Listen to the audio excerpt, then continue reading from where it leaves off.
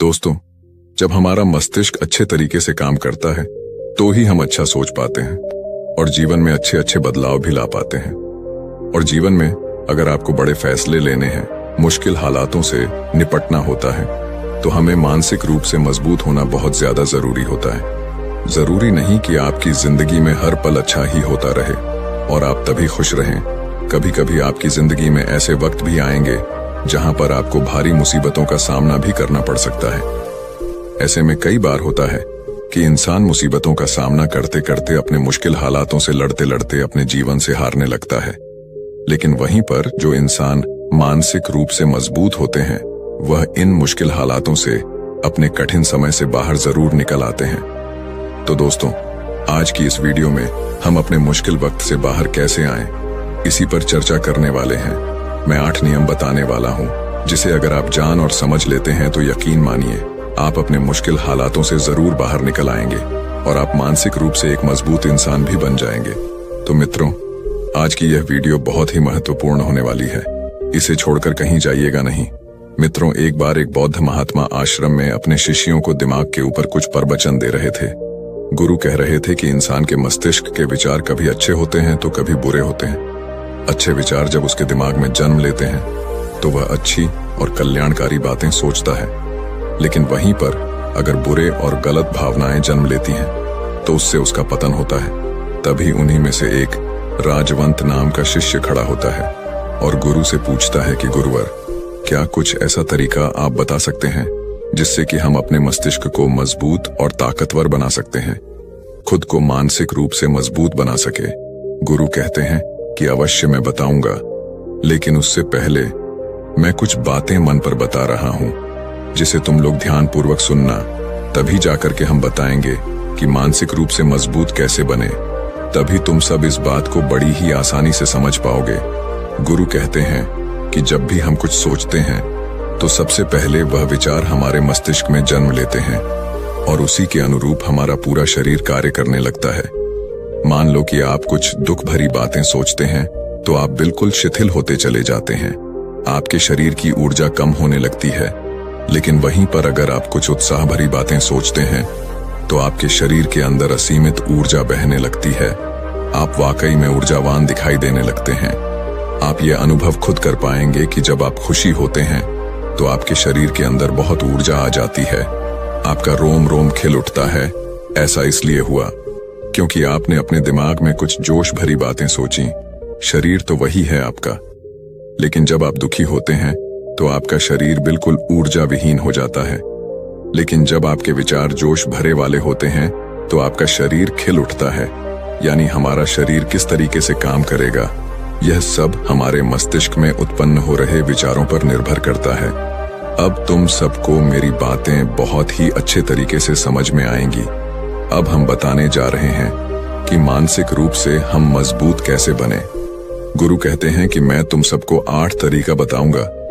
अगर आप उन 8 तरीकों को अपने दिमाग में लाते हैं, वैसा ही सोचते हैं, तो यकीन मानिए आपका शरीर भी वैसा ही काम करने लगेगा। जैसा कि मैं पहले बता चुका हूं कि जब आप दुखी होते हैं तो आपका शरीर ऊर्जा विहीन होने लगता है। लेकिन जब आप खुश होते हैं, आपके दिमाग में अच्छा विचार आया और आप खुश हो गए, तो आपके शरीर में अच्छी ऊर्जा बहने लगती है। इसका मतलब यह है कि अगर हम वह 8 तरीका जान लें और वही हम अपने दिमाग में सोचे तो हमारा शरीर भी ऊर्जा और जोश से भर जाएगा। अर्थात हम मानसिक रूप से मजबूत बन जाएंगे।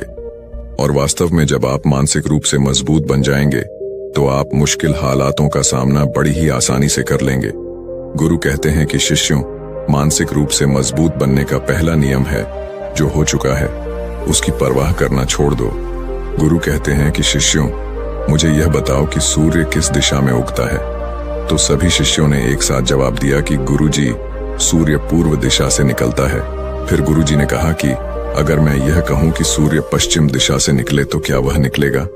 सभी शिष्य कहते हैं कि बिल्कुल नहीं गुरुवर, सूर्य तो पूर्व दिशा से ही निकलेगा। हम उसके स्थान को, उसके जगह को बदल नहीं सकते हैं। फिर गुरु कहते हैं कि मान लो बारिश का मौसम है और अगर मैं यह बोलूं कि बारिश बंद हो जाए तो क्या हमारे बोलने से बारिश बंद हो जाएगी? शिष्य कहते हैं कि नहीं गुरुवर, वह तो मौसम में बदलाव की वजह से होगा। जब मौसम में बदलाव होगा तो बारिश बंद हो जाएगी। फिर गुरुजी कहते हैं कि अगर मैं तुम लोगों से यह कहूं कि ठंडी के मौसम में गर्मी पड़ने लगे तो ऐसा होने वाला तो नहीं है। शिष्य कहते हैं, गुरुवर आप ठीक कह रहे हैं, ये कभी नहीं हो सकता कि ठंडी के मौसम में गर्मी पड़े और गर्मी के मौसम में ठंडी पड़ने लगे। ये मौसम तो प्रकृति पर निर्भर करता है, जो कि हमारे बस में नहीं है। फिर गुरु कहते हैं कि ठीक उसी प्रकार अगर जो चीज हमारे वश में नहीं होती है या जो बातें घटनाएं बीत चुकी हैं, अगर हम उन घटनाओं को लेकर के बार बार परेशान होते रहेंगे या उसकी बहुत ज्यादा परवाह करेंगे तो क्या हम भूतकाल की घटनाओं को बदल सकते हैं? शिष्य कहते हैं कि नहीं गुरुवर। फिर गुरु कहते हैं कि अगर तुम उन बीती घटनाओं को लेकर के बार बार चिंता में रहोगे और उस चीज की परवाह करोगे तो तुम परेशान होते चले जाओगे। इसीलिए तुम्हारी जिंदगी में जो घटित हो चुका है, कोशिश करो उसे भुलाने की, और उसका एकमात्र तरीका है कि आप अपने आने वाले समय पर, आने वाले भविष्य पर, आने वाली चीजों पर अपना ध्यान केंद्रित करिए। गुरु आगे कहते हैं कि मानसिक रूप से मजबूत बनने का दूसरा नियम है ध्यान करने की आदत डालें। गुरु कहते हैं कि गौतम बुद्ध जब सत्य की खोज में निकल पड़े थे तो उन्होंने बहुत सारे उपाय किए, बहुत सारे कर्म कांड किए, लेकिन उन कर्म कांडों की वजह से उन्हें बहुत ज्यादा कुछ हासिल नहीं हुआ और उनका शरीर दुबला पतला होता चला गया। लेकिन वह सत्य की खोज करने में असमर्थ रहे। उनके गुरुओं ने उन्हें बहुत सारे कर्म कांड उपाय बताए, लेकिन उन कर्म कांड का कोई मतलब नहीं हुआ। अंत में जब भगवान गौतम बुद्ध स्वयं ध्यान की अवस्था में बैठे तो धीरे धीरे ध्यान की गहराइयों में जाकर के उन्हें वह सारी चीजें लगने लगी जिस चीज की वह खोज में निकल पड़े थे। ध्यान के जरिए वह अपने सभी विचारों पर विजय पा लिए। उन्होंने पापी मार्ग को पराजित किया, काम वासना पर विजय पाई, अपनी हर एक भावना पर वह विजय पा लिए। और यह सब तभी हुआ जब वे ध्यान की गहरी अवस्था में बैठे और कई दिनों तक ऐसे ही बैठे रहे। ध्यान करने से हमारा मन और मस्तिष्क बहुत ही शांत हो जाता है, जिसे कि अगर हम किसी वस्तु पर या किसी के बारे में या किसी चीज के बारे में जब विचार करते हैं तो हमारा पूरा ध्यान उसी पर केंद्रित रहता है। हमारा दिमाग ज्यादा इधर उधर भागता नहीं है और हम चीजों को बहुत ही अच्छे तरीके से समझ पाते हैं। ध्यान ही एक ऐसा तरीका है जो आपको हर तरीके से आपके दिमाग को मजबूत बनाता है। बौद्ध भिक्षु अगर किसी बात पर ज्यादा जोर देते हैं तो वह ध्यान की प्रक्रिया पर ध्यान में कई घंटे तक बैठे रहते हैं, जिससे उनका दिमाग बहुत ही शांत रहता है, उनका मन बहुत ही शांत रहता है, और जिसका मन शांत रहता है वही किसी भी चीज पर अच्छी तरीके से विचार कर सकता है। अर्थात वह मन और मस्तिष्क दोनों से मजबूत होता चला जाता है। ध्यान करने से आपकी सारी वासनाएं आपके नियंत्रण में रहेंगी। आप अपनी इच्छा अनुसार अपनी वासना को अपने वश में किए रहेंगे। गुरु आगे कहते हैं कि मानसिक रूप से मजबूत बनने का तीसरा नियम है बहुत ज्यादा किसी से उम्मीद मत रखना। गुरु ने कहा कि तुम सब अपनी मर्जी से जन्म लिए हो, अपनी मर्जी से ही गर्भ का चुनाव किए हो, लेकिन इंसान जन्म लेने के बाद वह यह सब भूल जाता है कि उसे क्या करना था क्या नहीं, वह किस लिए जन्म लिया था, और जन्म लेने के बाद वह तमाम तरह की वासनाओं से ग्रसित हो जाता है। इस संसार की मोह माया में वह बहुत ज्यादा परेशान हो जाता है। वह खुद को जान ही नहीं पाता, वह खुद को भूल जाता है, और यही वजह रहती है कि वह तरह तरह के लोगों से अपनी बहुत ज्यादा उम्मीदें लगा बैठता है। उम्मीदें दुख का कारण बनती हैं। जिस भी व्यक्ति वस्तु से आपकी उम्मीदें ज्यादा बढ़ जाएंगी, आने वाले समय में सबसे ज्यादा दुख आपको उसी से मिलने वाला है, क्योंकि उम्मीद पर होती है। दुख भी वहीं पर होता है, क्योंकि आप किसी से बहुत ज्यादा उम्मीद लगा लिए और वह व्यक्ति आपकी उम्मीदों पर खरा नहीं उतरा, तो सबसे ज्यादा दुख आपको उसी से होने वाला है, क्योंकि जब उम्मीद टूटती है तो दुख बहुत ज्यादा होता है। इसलिए इस संसारिक, इस भौतिक जीवन में बहुत ज्यादा उम्मीद और बहुत ज्यादा मोह किसी भी व्यक्ति से मत करना। तभी एक शिष्य उठ खड़ा होता है और कहता है कि हे गुरुवर, हम बिना उम्मीद से, बिना आशा से कैसे जी सकते हैं? हम सबके मन में रहता है कि मुझे यह चीज करनी है, मुझे वह चीज करनी है, मुझे जीवन में ऊंचाइयों को हासिल करना है। बिना उम्मीद के तो हम लोग जीवन में आगे बढ़ ही नहीं सकते। गुरु ने कहा कि कुछ पाने की लालसा, कुछ बड़ा बनने की लालसा जीवन में जरूर आपको ऊंचाइयों तक ले जाएगी। कुछ बड़ा बनने के लिए लालसा खुद से होती है, ना कि किसी व्यक्ति वस्तु विशेष से। मैं यहाँ पर लोगों के बारे में बात कर रहा हूँ कि अगर तुम यह सोचो कि मेरा दोस्त मेरे साथ हमेशा खड़ा रहेगा या मेरे लिए मेरे साथ हमेशा खड़ा रहेगा, या आप जो सोचे वह सामने वाला इंसान आपके लिए वैसा करे, तो यह सभी चीजें बहुत ज्यादा उम्मीद और मोह को बढ़ावा देती हैं। बहुत ज्यादा उम्मीद किसी से मत रखना। खुद से उम्मीद रखोगे तो दुख बहुत ज्यादा नहीं होगा, लेकिन अगर दूसरों से उम्मीद रखोगे और वह उम्मीद पूरी नहीं हुई तो दुख बहुत ज्यादा होगा। कई बार होता है कि माता पिता जो अपने जीवन में हासिल नहीं कर पाए, वह चाहते हैं कि वह चीज उनके बच्चे हासिल करें। वह सारा भार अपने बच्चों पर लाद देते हैं। बच्चे उनके हिसाब से चले व उनकी उम्मीदों को पूरा करें। उन्होंने ने जो अपने जीवन में हासिल नहीं कर पाया, वह काम अब उनके बच्चे करें। और लगभग इस समय तो सभी के माता पिता यही कह रहे हैं। बहुत कम लोग होते हैं जो अपने बच्चों को आजाद रखते हैं। मेरी सभी से गुजारिश है कि अपनी उम्मीदों का पहाड़ अपने बच्चों पर ना थोपे। गुरु कहते हैं कि मानसिक रूप से मजबूत होने का चौथा नियम है कि पहली बार में ही किसी काम में फेल होने से डरो मत। गुरु आगे कहते हैं कि शिष्यों, अगर डर तुम पर हावी हो जाएगा तो तुम अवश्य असफल हो जाओगे। अपनी जिंदगी में वह इंसान सबसे ज्यादा असफल होता है जिसे अपने लक्ष्य को पाने का डर रहता है। अगर डर तुम्हारी जिंदगी में बढ़ गया तो तुम्हें वह असफलता की तरफ जरूर ले जाएगा, क्योंकि डर तुम्हारे आत्मबल को, तुम्हारे आत्मविश्वास को डगमगा देगा, कमजोर कर देगा। और तुम्हारा आत्मबल, तुम्हारा आत्मविश्वास कमजोर हो जाएगा तो तुम निश्चित ही अपने लक्ष्य को पाने में असमर्थ महसूस करोगे, और यही असमर्थता तुम्हें असफलता की तरफ ले जाएगी। इसलिए जीवन में जब तुम अपने लक्ष्य की प्राप्ति के लिए आगे बढ़ो तो मन में किसी भी चीज की शंका मत रखो कि मैं फेल हो जाऊंगा। अगर यह नहीं हुआ तो यह हो जाएगा। ये सब बातें अपने दिमाग में मत लाओ, क्योंकि यह सभी बातें आपको डर की तरफ ले जाएंगी। और जब डर बढ़ेगा तो तमाम शंका आपके दिमाग में पैदा होगी। आपको घबराहट भी हो सकती है, आपको नींद नहीं आएगी, रात को बेचैन मन होने लगेगा, क्योंकि आपका डर आपको असफलता की तरफ ले जा रहा है। और जब असफलता का विचार आपके दिमाग में आएगा तो आप और ज्यादा डरने लगेंगे। इसलिए जीवन में जब आप लक्ष्य की प्राप्ति के लिए आगे बढ़ जाओ तो मन में कोई शंका मत रखो, सिर्फ और सिर्फ अपने काम करने पर ध्यान दो।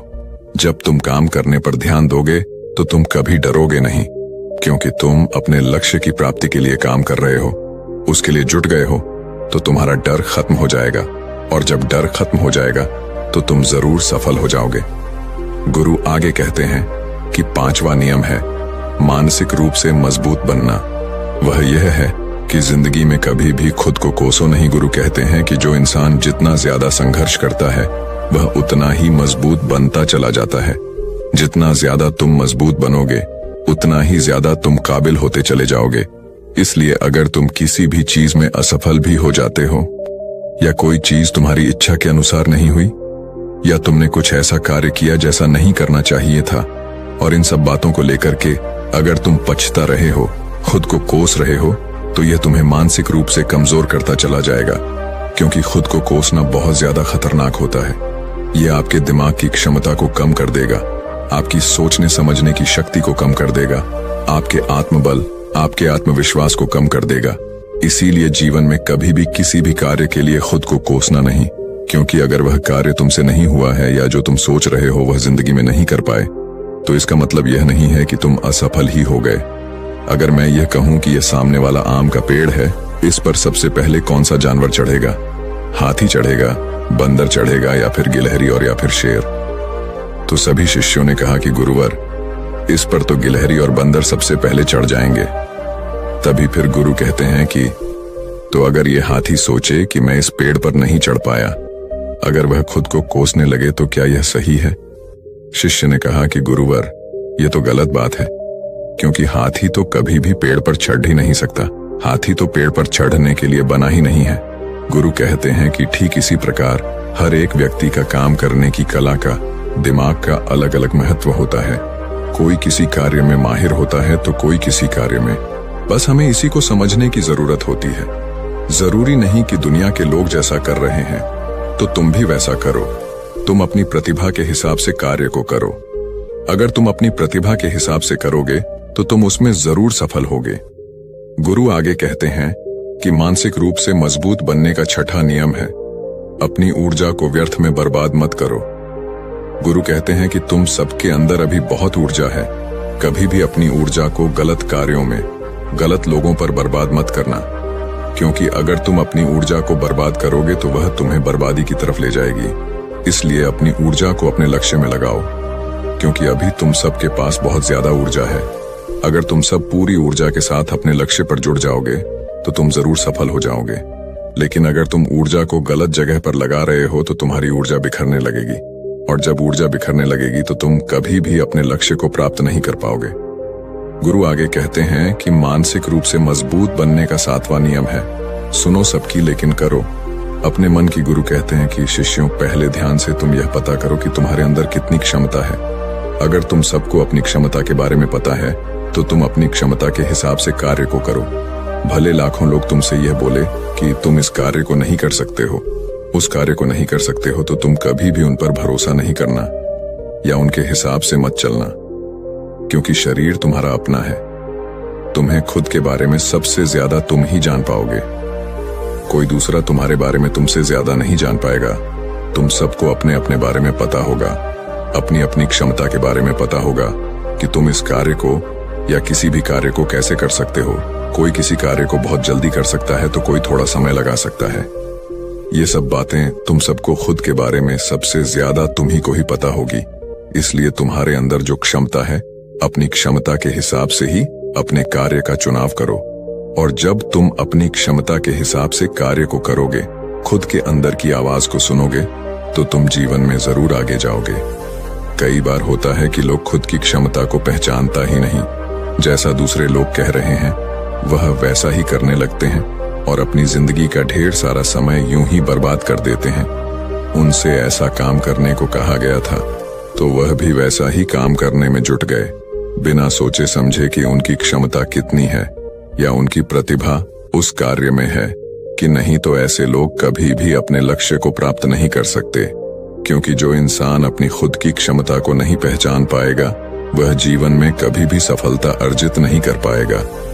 यह शरीर तुम्हारा है, यह दिमाग तुम्हारा है, सोचने से समझने की शक्ति भी तुम्हें ही तय करनी है। तुम्हें पता होना चाहिए कि तुम्हारा शरीर कितना मजबूत है, कितना ताकतवर है और इसमें कितनी क्षमता है।